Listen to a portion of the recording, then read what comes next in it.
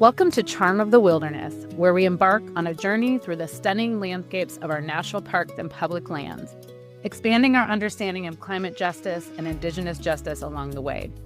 I'm Elizabeth Dorr, your guide in exploring the rich tapestry of our national parks and public lands, discovering not only their breathtaking beauty, but also the vital lessons they hold for our planet's future, as well as the challenging history and current political context of these parks and public lands. Join me as I talk to inspiring, innovative, and driven people working in environmental justice, climate science, Indigenous education, equity in the outdoors, and more to delve into pressing environmental issues and learn how we can advocate for a more equitable and sustainable world for all.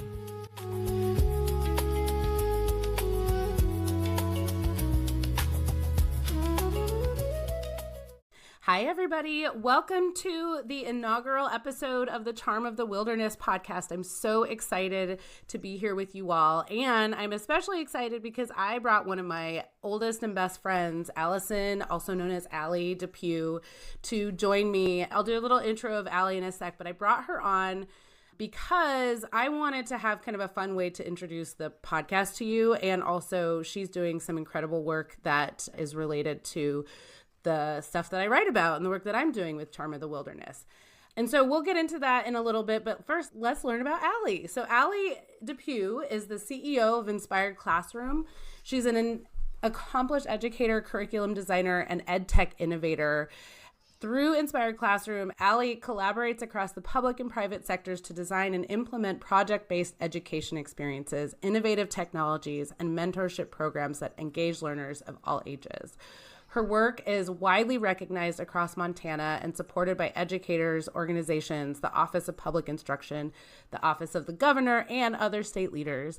And Allie is also our first Montana visitor, which apparently Montana has become a theme in this season, not intentionally, but we have several guests who are from Montana, and every single one of them are connected to each other in some way. There's like a daisy chain of connections with them, and it is kind of beautiful. And so you're gonna get to learn a lot about the really amazing stuff that's going on in Montana through Allie and the other guests from Montana. So first, welcome, Allie. It's so good to see you.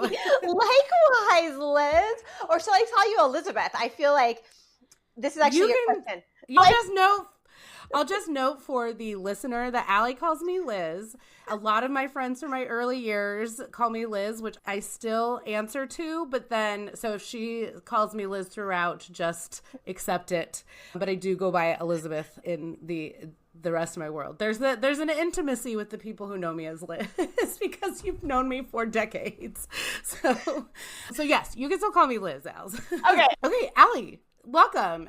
So before we get into it, we'll talk about the podcast in a little bit. And we're also going to talk about some fun things that we have going on that's adjacent to the work with Charm of the Wilderness. But first, tell me a little bit about you. What's your background? How did you get to what you're doing? This is really funny to ask you because I know so much of this already, but our listeners do not. So tell them what your background is.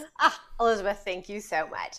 Okay, so I've had a path that is not straightforward, as most of us do in life and in business.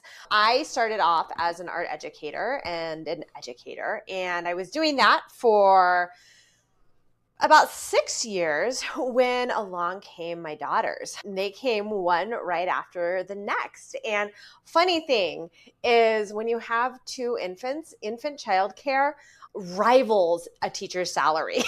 And so it's one of those wild things in life where I had to take a moment and step back and say, oh my goodness, I have two children that are under the age of 1.5.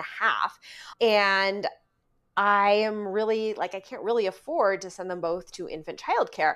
So I paused on teaching in the traditional sense. And what I started doing is working with organizations that had education outreach goals. And so I became like a freelance educator, as I like to refer to it. And I went around and I helped organizations create some programming. I'd get it up and running, and then I'd move to the next. And through that, I realized that there was actually this huge gap between traditional K-12 education and then these incredible nonprofits and organizations that had these education outreach goals. many of them, most of them, were to be delivered to students free of charge. And it was like there was just this gap where they didn't quite understand how to make that leap into the classroom. Teachers are so busy, they didn't have time to like search and find where was that quality instructional help that was out there. And so that's how Inspired Classroom initially was started. It was bridging this gap. It was myself and the co-founder Kathleen Dent, who has since retired and is off living her best life in a Sprinter van exploring the wilderness, which with her husband, I know, it's fabulous. These are lifetime goals, right? But I really started looking at how can I help bridge the divide. And in a state like Montana, we're in a unique place where we still have some 70 odd one-room schoolhouses. Gosh, I did not know that. Yeah, I know, right?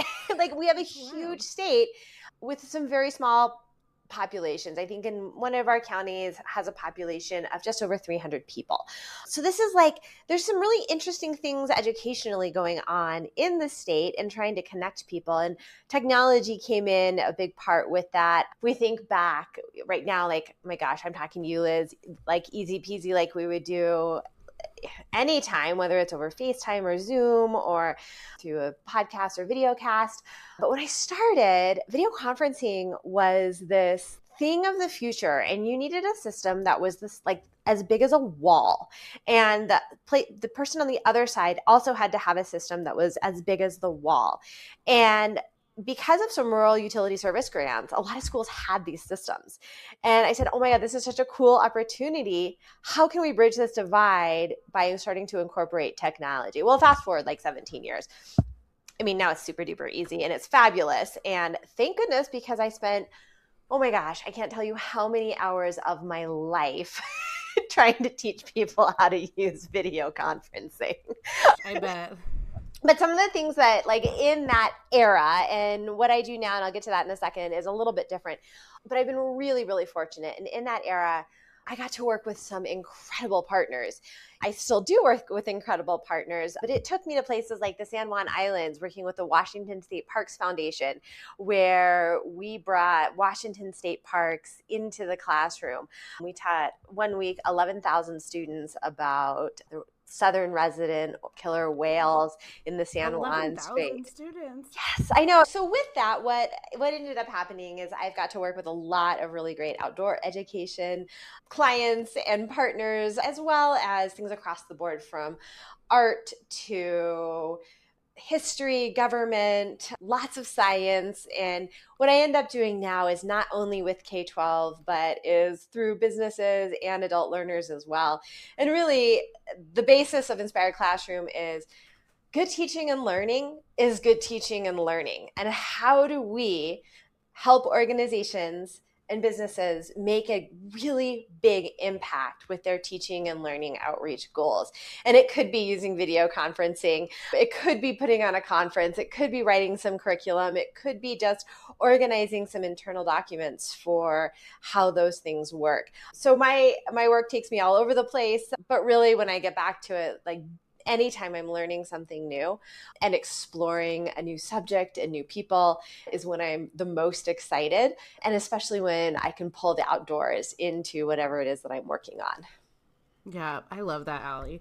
And it's cool that the pivot, I mean, you're the only other mother that is visiting this podcast. So it's not a podcast about being a mother, but I'll just note that like Allie's story is so similar to a lot of the other moms I know, especially the writers that I know, is that when we had our kids, it kind of forced us to pivot, and a lot of us became entrepreneurs. It might have taken us a little bit longer, but like I wouldn't be doing this right now if it wasn't for having kids. It's not easy. Your kids are now in college, which is wild to me. And Allie and I are only like a year apart, but she was the one who kind of paved the way for the rest of us. And so we're all like, okay, how do I do this? But you have two really amazing daughters who I love as much as an auntie does. And also it's been really cool to see Inspired Classroom take off.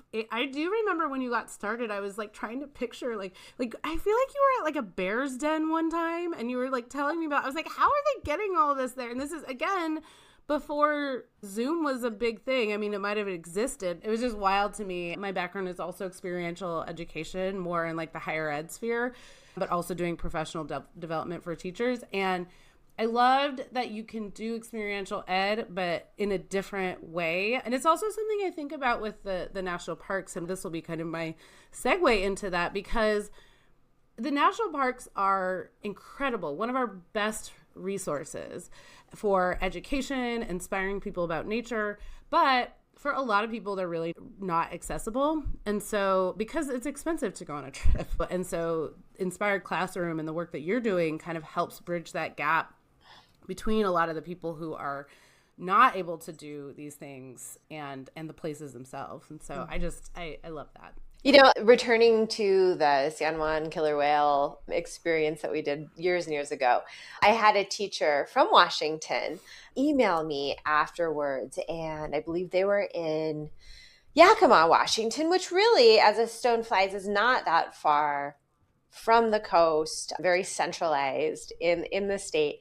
And she said, "Thank you. I teach a group of students who the majority of them have never left Yakima and have no concept of what the ocean is like. And being able to bring this into our classroom was a way to open their eyes and show them what's really just right next door. But these are the kids I think that you're talking about, and the families, a lot of them that you're talking about, that in a lot of instances, it's not there. The funds are not there. Maybe the know-how, the knowledge, whatever it is, whatever those barriers are. And so however we can help bring that into the classroom, for me, has always been an exciting component. Yeah. Oh, I love that.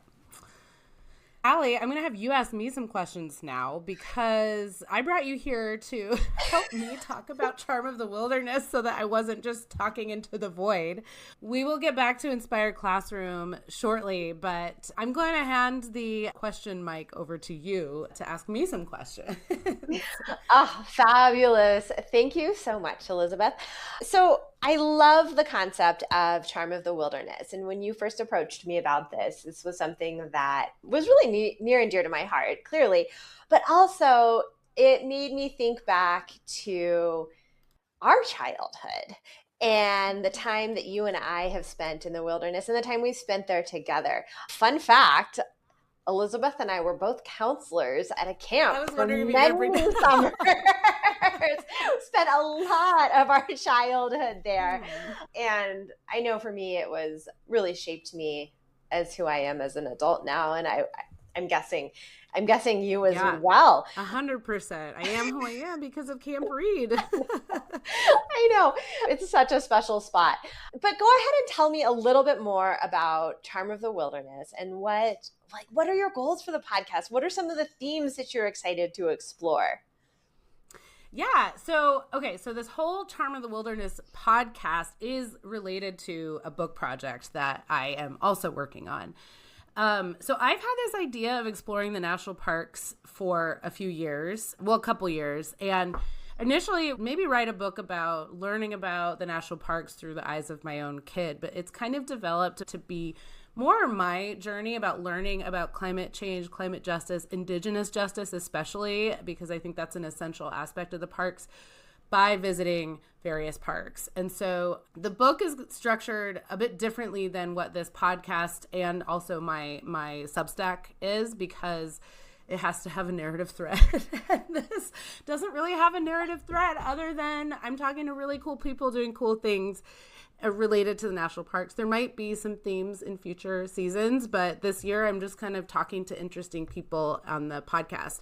So the narrative thread of the book is inspired by Captain Planet and the Planeteers, the very 90s TBS cartoon about these kids saving the planet. You know, it's funny. I feel like you and Kate, as our third amiga in this group, would also joke about kind of the Planeteers in a good way, in a sweet way, because they're the earth, wind, fire, water, so the elements, and heart. And so I always remember you, Kate, and I kind of joking, heart. And so, but I don't know why, but that was like what came to me when I was thinking about this. So I'm using the Planeteers powers as the narrative thread. And so I'm visiting different parks that represent these elements and heart. And so that's the narrative thread of the book. The podcast is really just bringing on interesting people. I was already talking to people for the book. And so I was like, I think the world wants to hear from these people. And I include maybe like 2 sentences of quotes in, of these people. And so I thought it would be really great to just do an interview podcast with a lot of these people. And this season has some really cool folks. It's very male heavy, I've noted, which I think is like also an outdoors thing. I'm really happy to have Indigenous representation, though, too, because that's a really important part of talking about the national parks. But it's also a podcast that is really looking at and critiquing the history of the national parks while also celebrating them and protecting them, especially now from an administration that doesn't like the idea of public lands. And I also know it's not just about national parks, it's just about public lands in general, because national parks are kind of the pinnacle of public lands, but there are a lot of versions of public lands that we have out there. We have Forest Service land, we have Bureau of Land Management land, we have all of these public lands, and those are actually the most at risk of being sold off to the highest bidder than, say, the national parks. Although, I don't know, leave it to these people and they'll do anything. So we'll see. So anyway, that is a long nutshell of what the whole project is and also what this podcast is. And so I'm really excited for folks to hear from these people. So that is Charm of the Wilderness. Oh, I love it. It sounds like there's going to be some really interesting episodes that are going to come out. How does your experience in the wilderness sort of influence how you talk about the parks and influence how you choose people for your podcast? Oh, what a good question, Allie.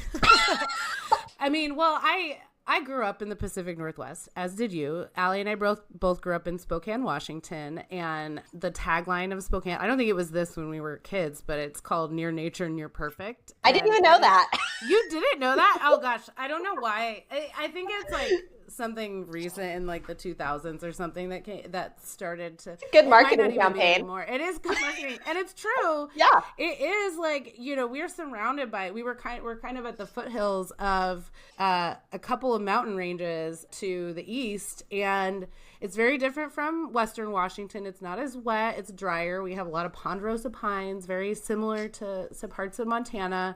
And I mean, we could get to the closest ski hill in like less than an hour. And nature was really accessible for us when we were kids. I mean, you can drive like 10 minutes and you're at this like gorgeous hiking trail, and it's just around you. And so when I moved to the East Coast, it was just a lot more concrete. I love the East Coast, but I was constantly drawn back to the Northwest. And so it's just a part of me. I think more recently, though, the wilderness, the even concept of the wilderness is something that I'm kind of relearning what that term means and unlearning it in a lot of ways, because in relation to the national parks, it's a narrative, the wilderness narrative, this untouched wilderness, pristine wilderness narrative has been embedded into our psyche, that these were unpeopled lands and landscapes, and that's what we're keeping them as. That is so far from the truth. In fact, Indigenous peoples, Native peoples lived on that land and stewarded the land. Like, they farmed, they managed the land, they did cultural burning and all of that to manage the land and the landscape for thousands of years. And I mean, it's only been 100+ years that they have been, quote, unpeopled, if we're gonna not count the tourists. Okay, they only stay on the main corridors. Yeah, exactly. I mean, and in some places, Indigenous communities were allowed to stay. Like, I know in Yosemite, there were some communities that really kind of participated in celebrating the Indigenous cultures there. But by and large, the reason you don't see Indigenous peoples on that land is because they were forced off by the U.S. government so they could make this as a playground for the Euro-American elites. There's a little more language around Indigenous peoples and literature about the history of the parks.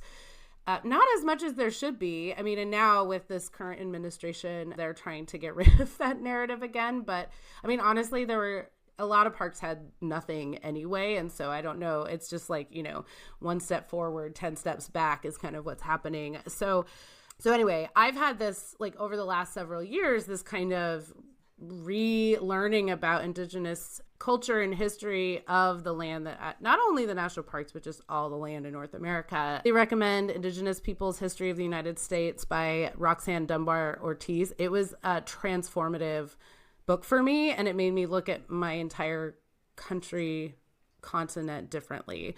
Highly recommend. So yeah, that's like where I'm coming at this. The charm of the wilderness is actually a little bit, yes, it's the wilderness is in there, but it's also kind of a looking differently at that term. It really is flipping the narrative and being like, what is wilderness? Does that even exist? I mean, and there are like literal wilderness places that are designated as wilderness places, but that doesn't mean that they have always been unpeopled. And so that for me is actually a big part of this project, because I grew up in a really whitewashed education in Spokane, just like most people did in the 90s. And so I think that I am now really thinking about that. So that is where the concept of charm of the wilderness. So like it's an appreciation of nature, but also kind of a rethinking of what this land that we are on and that we appreciate. Whose is it, and what's the history there? So I'm going to bring it back to you, Els. Or maybe do. I don't know. Since I've given my spiel, I'm going to throw it back to you. So let's talk about your work around national park education. Have you done any work around national park education or state park education? I think that's probably more likely. I know I've talked to Mike Jetty, who's your colleague at the Office of Public Instruction, specifically the Indian Education for All program, which I am so excited to introduce you all in a few episodes before.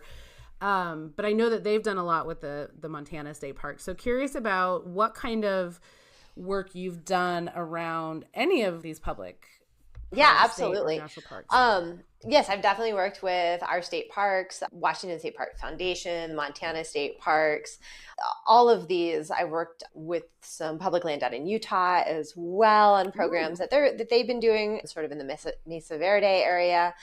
And, again, like it's the joy of discovering what these lands are all about.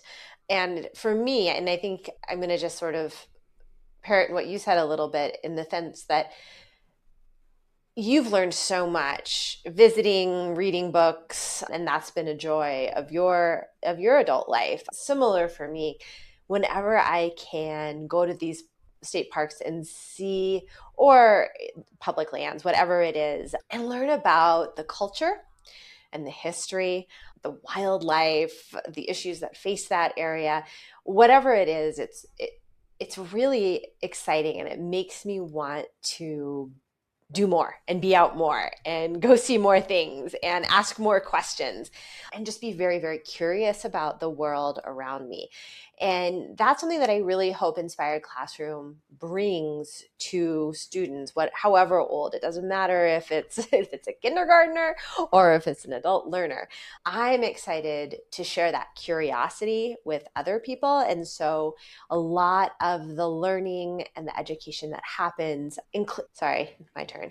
So a lot of the learning that happens really pushes that curiosity and invites the learner to be curious about different things. I was just working on a project for one of my current clients, which is a biological research station.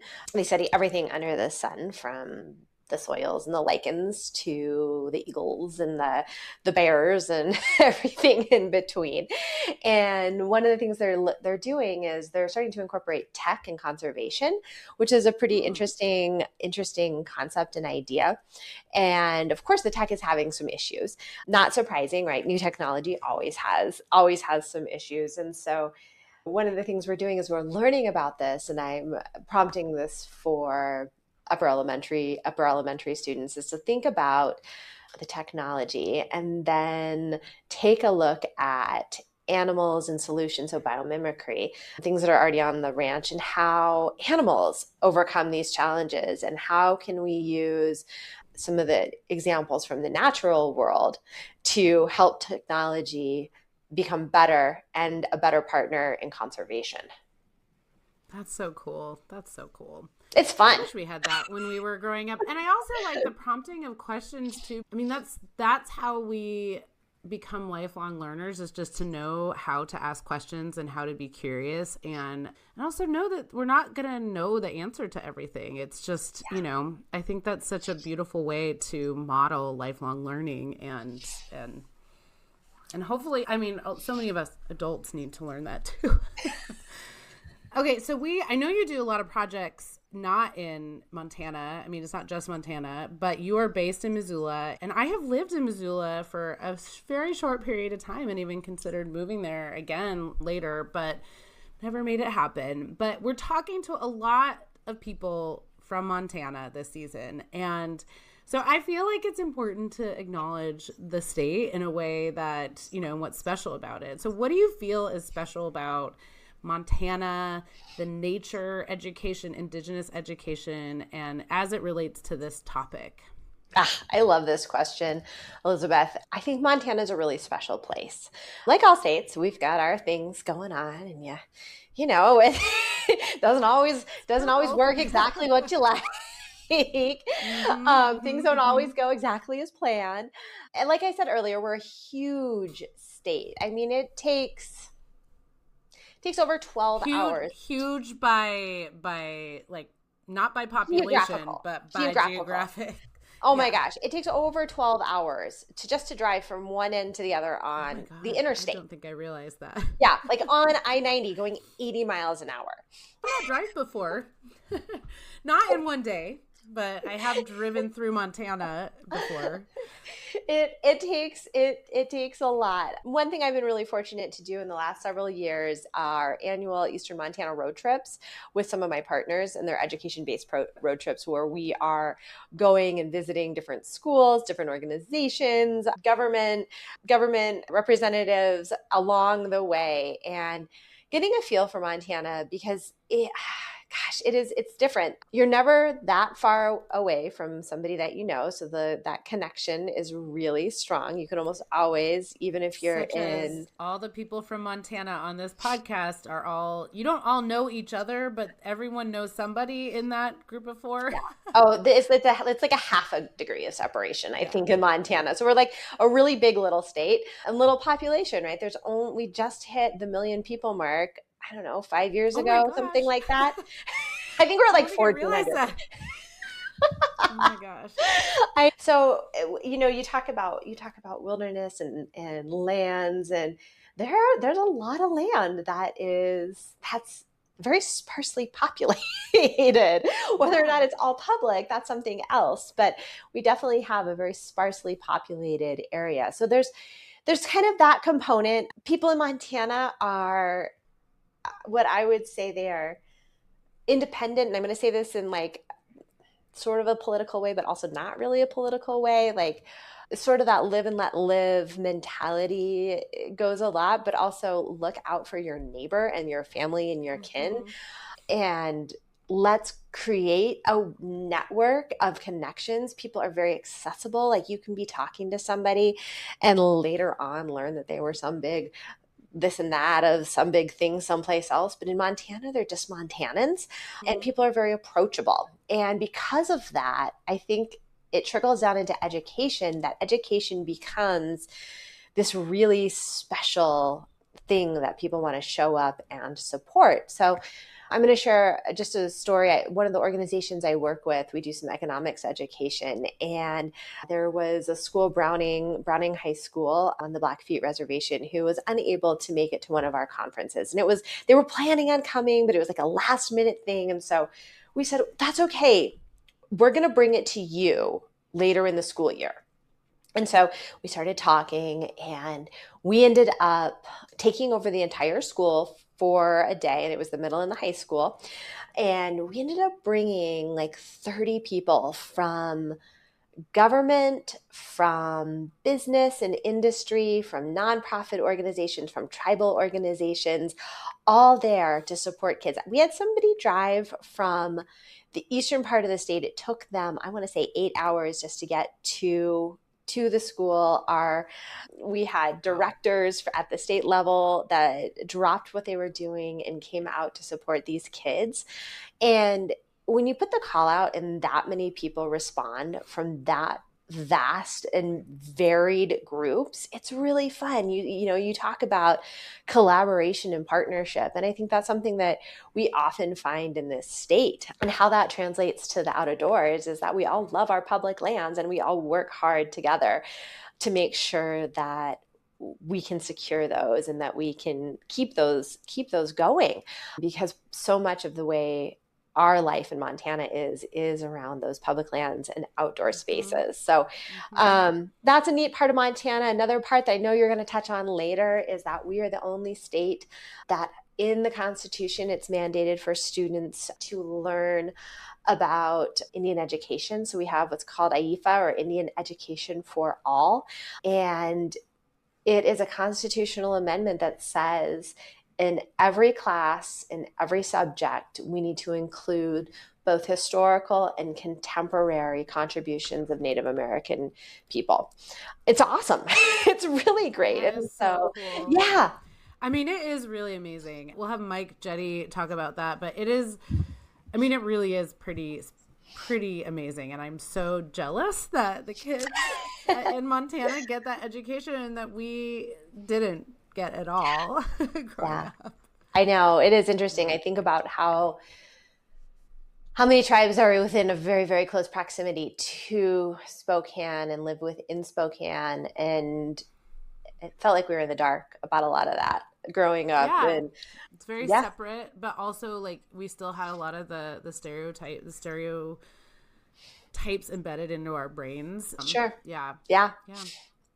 Montana is also, we'll go into to IEFA a little bit more in another episode, but one of the other cool things about Montana too is that the youth of Montana won one of the landmark constitutional climate lawsuits in 2023, where the Montana District Court ruled that the state laws prohibiting the consideration of greenhouse gas emissions and energy permitting violated the youth plaintiff's right to a, quote, clean and healthful environment, quote, which is that in the Constitution? I think yes, it is. Yes. And that was it. Yeah. And actually, who is a guest in a future episode, his daughter was one of those 16 youth. And we didn't mention it in the podcast, but I just want to bring that up because it's pretty cool. And there's a lot of work that the organization that's helping these youth doing all over. The organization's called Our Children's Trust, and they had a lawsuit that they won in Hawaii and in other states. It's an innovative approach to climate. It's an interesting time in Montana, and we're having to ask a lot of ethical and deep questions around data center and energies and mining and extractives. So we're one of the only places in the United States and actually in the world where palladium is mined. And that goes into a lot of electronics and catalytic converters. And so there's really interesting conversations going on about how do we advance practices because the world wants these products. And we all have iPhones and we all have... We're using our computers right now, and all of those things take resources and precious metals. I know one of the mines in Montana has a huge buyback recycling component to it as well, which is interesting. And so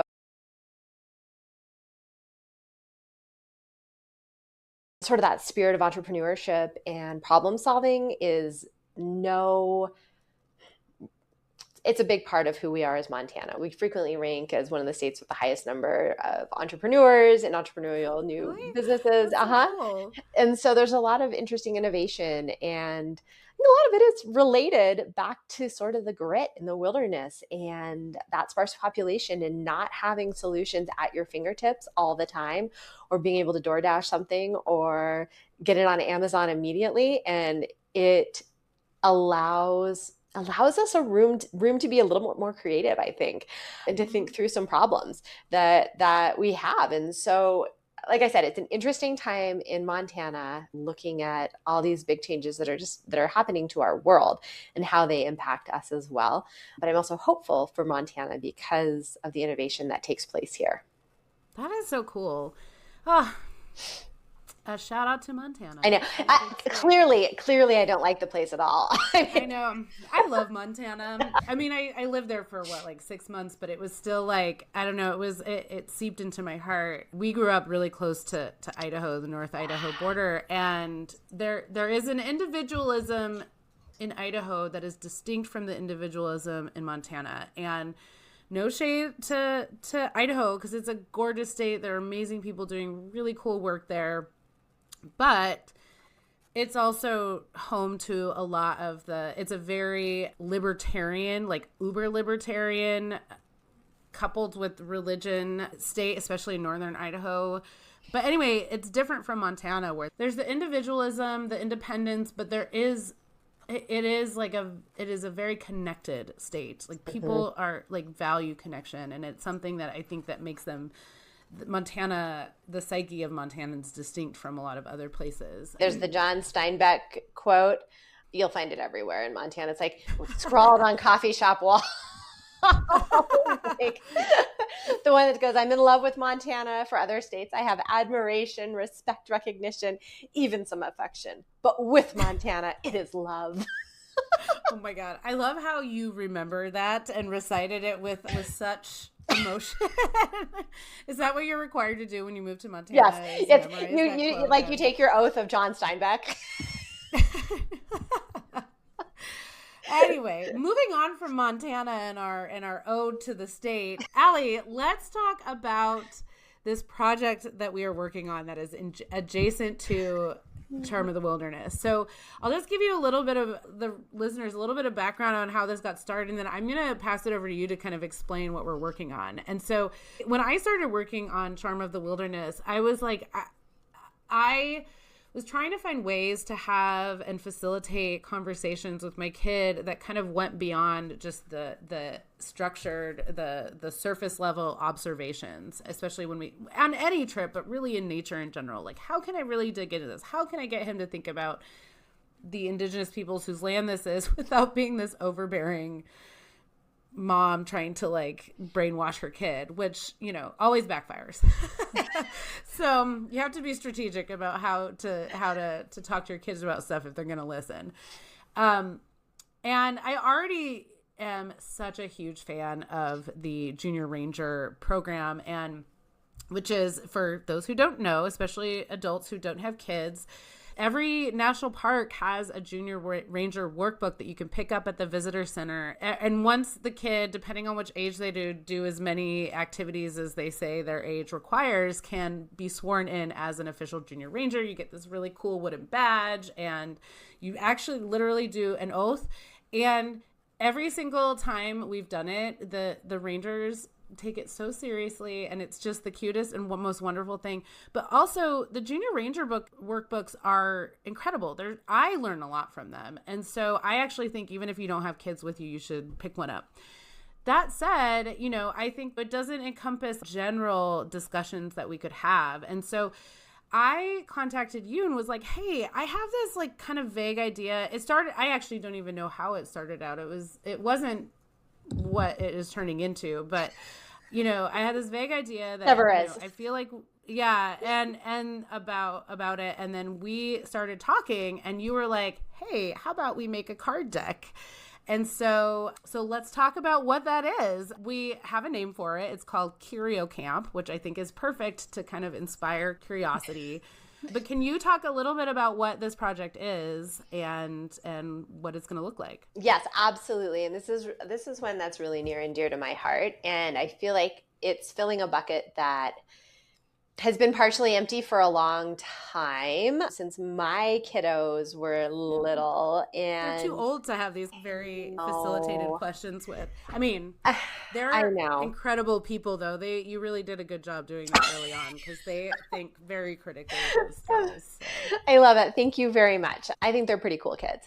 I'm fond of them. They're really fun they're fun human beings. They're all right. But I'm going to back up just a little bit, because I think there is one aspect that we have not not touched upon on this podcast at all that is going to bring all of this together a little bit. Mm-hmm. And that is the 4th grade National Parks program. Oh, yeah. Thank you. That was the idea.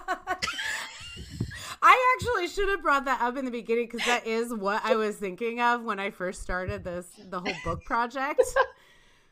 Yes. I know. It's okay. This is how it goes. Yeah, and people will get an insight into my mad dash approach to podcasting. But yes, let's talk about that. And it's called Every Kid Outdoors through the National Park Service is an official program.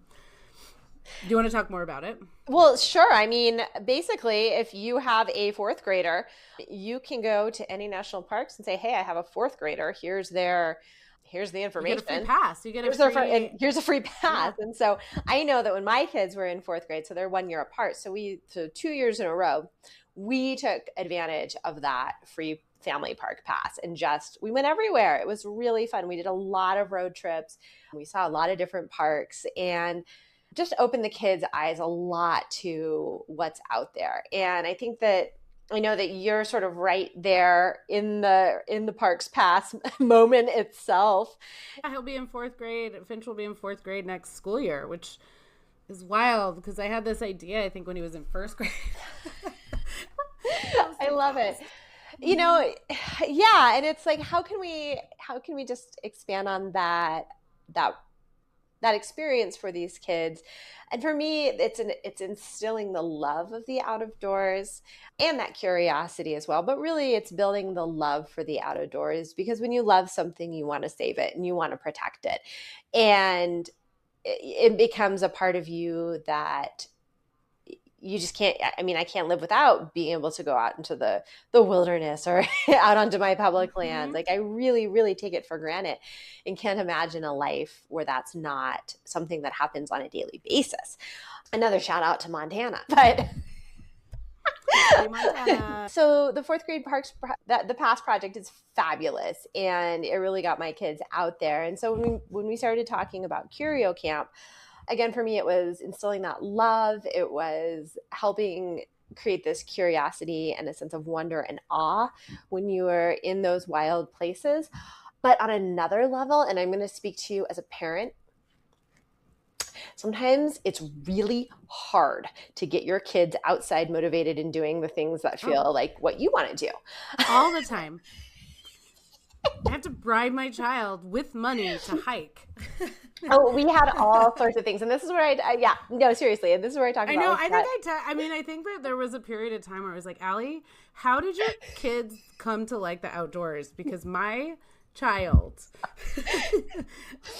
Right. Yes. Well, and part of it's developmental. Part of it's like just some of the other distractions of the modern world. There's so many different things. Part of it is like, feel like finding a comfort zone. And if we can introduce play and lightness and creativity into the out of doors, almost as a distraction in some, like, let's be honest, like totally, right? It gives you a way to engage with them without fighting it or without them fighting it. You gamify the experience and that makes it fun for everybody. It makes it fun for everybody. And what do our kids want more than anything in life? It's our attention and our time. And if we can do that and be with them in the out of doors as well, then that's going to sort of start to solidify why the out of doors is such a special and meaningful place to be.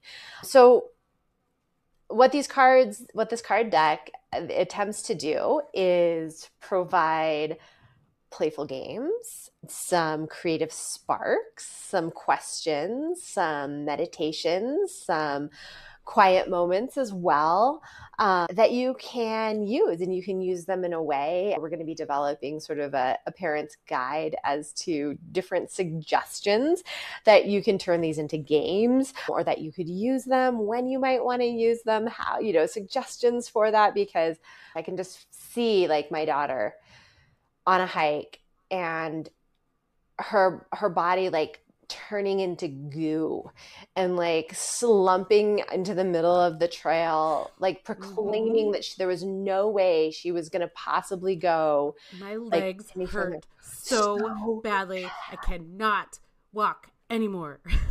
Exactly. And then of course, like 5 minutes later, something of interest catches their attention and they're running full bore ahead. Like, so let's reassess this situation, right? And how many times they got swooped up, put on my back, put on my husband's back, all of that. Or other times where we invented a very elaborate game that involved fairies and treasure hunts and chocolate being left as trail magic along the trail for them to find. And my husband has wonderfully long legs and could sprint ahead of all of us and like deposit chocolate along on the rocks where they would see it. And so, beautiful. It's because of that. Yeah. Well, and not all like I am not the kind of person that's really good at making up games for my kid. I mean, it kind of ends at let's do a scavenger hunt, which he loves. A scavenger hunt is fabulous. The best way to do stuff.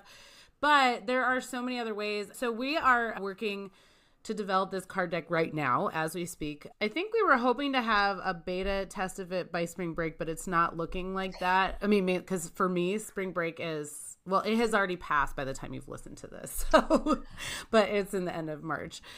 But we are going to want families to test this. So if you are a family of young kids, like what are we thinking the age group is? I think that this is something that's definitely going to be preschool through like up through 5th grade, sort of that elementary range. And there'll be different components. You may, with the younger kids, you'll need to help read the cards to them. There'll be some more scaffolding, education term, just helping them out a little bit more. And with the older kids, and I think that's what's beautiful about this deck, is that for the older kids, there's enough independence and also deeper thinking that can happen that's going to keep them engaged as well. But I think at the very heart of it, we were really thinking when we started this, like right around that like 3rd, 4th grade age group, when they're like, all right, we're doing it, let's go. Yeah, I also think it'd be interesting too if you do have kids in middle school, if you would want to just, you have an elementary and a middle schooler, and see if they'd engage with it too, because we have some really cool supplemental information that we're going to put QR codes on some of them that maybe when you get back to the hotel or wherever you are, you can look at, more information about foxes or more information about like the sky, stars, the skies. Yeah. But if you are interested, I'll put some information in the show notes on how to get connected with us. And if you are a parent with a kid in these age ranges, and you plan to do a national park or even a state park trip sometime this summer or spring, we would love to get a beta test deck into your hands to see how it works and what doesn't work. And so we'll have more information about that as well, but I'll put a link in the show notes to get in touch with us, so we can start building up a core of people. I know that we want probably at least 10 families to try it out, maybe more if we can, and then we'll see. But I'm excited. We're going to Yellowstone in June, and so we will also be a family that will be beta testing this. I did an early beta test of a version when we were in Utah in November, and it completely transformed the way we are approaching it. Part of the reason was because the Junior Ranger program is amazing, and we spent so much time doing the activities in that book that it was kind of hard to do some of the activities that were, especially that required like sitting down and thinking about it. And so what we were kind of envisioning too is that you just do so much driving in national parks, which, is just a part of it because they're huge and vast, and those are great opportunities to have discussions, but they're also like when you're out and about, you can have kind of this overarching question or reflection or game that you are playing to get out there. And so really it's going to be really adaptable depending on the needs of your family. And so that's what we're also trying to learn about more of. So it's been really fun working on this with you, Allie. I think that we've also learned that we work pretty well together, that we have like our gifts and kind of like complement each other really well with it. So it's been fun. So stay tuned for that. Allie, is there anything else you wanted to say before we sign off? I'm just so excited to listen to the Charm of the Wilderness podcast, Elizabeth, and hear some of the incredible people that you are bringing on. I think it's going to really strike a chord of importance, familiarity, love, and also I think I'm going to learn a lot. So thank you for putting this together. Yeah, thanks for being here. Thanks for being my inaugural guest. Well, what's funny is that I've already recorded a lot of the episodes, but to the listener, you are the inaugural guest. And I just love Allie. Like I said, I love you. You are one of my closest and oldest friends, and I feel really grateful that I met so many wonderful people in my early childhood that, I know. some people we've all kind of like gone our separate ways, but you are one of the people that we've just stayed close for decades. I know. Decades. I feel very We're lucky, very, very fortunate. It's Yeah. Same. But it's been a pleasure to talk with you, and I love you too, Elizabeth. I can't wait to hear The Charm of the Wilderness.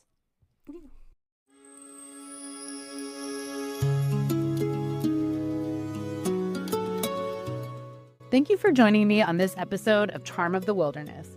I hope you felt inspired to appreciate the richness of our public lands and national parks and the vital role they play in the climate justice movement.